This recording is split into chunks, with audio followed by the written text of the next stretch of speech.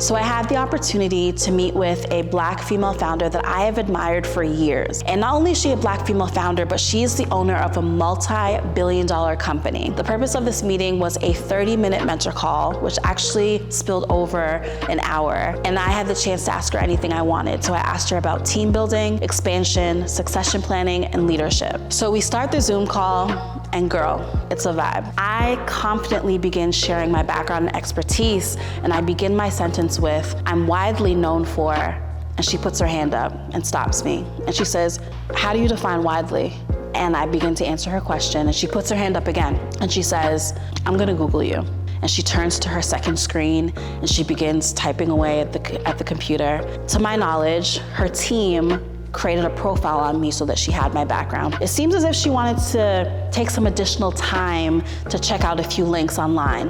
When everything checked out, she turned back to me and we continued the conversation, and it actually turned into a beautiful and fruitful connection. I'm telling you this story because there are so many takeaways that I want to share with you. Number one, when you are in meetings with high power executives, it's so easy to feel small, to feel intimidated, to feel like you don't have a voice. However, if you do not bring your full self to the table, you will not get the most out of the experience. The other thing I want to say is, of course, you navigate the conversation with a humble spirit. But even though she did not know who I was, it doesn't negate the fact that I'm still a pretty big deal.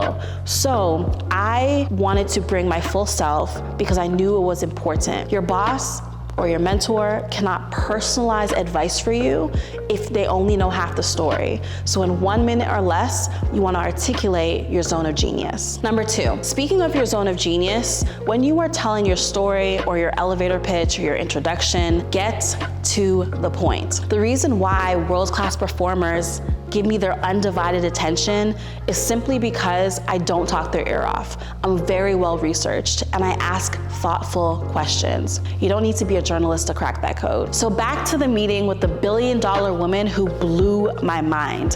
When she started Googling me right there on the spot, I didn't flinch because you know what? I knew I was meant to be in this room. And I had the credentials to back that shit up. Even when I am feeling nervous, I can speak with such conviction because I practice in the mirror every single day. Because words have power. You are not kinda, sorta working on a project. You're masterfully bringing your idea to life. You are not aspiring to do something. Girl, you're doing it. When you see value in you, others will too.